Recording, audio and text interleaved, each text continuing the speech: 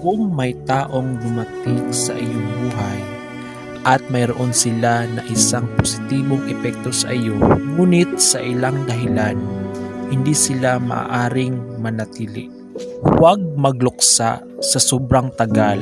Magpasalamat ka dahil nag-cross ang inyong mga landas at magpasalamat kahit papaano ginawa nila na masaya ka, kahit na ito ay nasa maikling panahon lamang.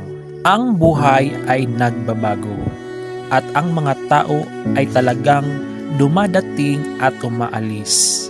May bumabalik at ang ilan ay hindi. At ayos lang. At dahil umalis ang isa, hindi ibig sabihin dapat kalimutan mo na tungkol sa iba pa. Sa mga taong nakatayo sa iyong tabi palagi. Patuloy mong pahalagahan anong meron ka at ngumiti tungkol sa mga alaala.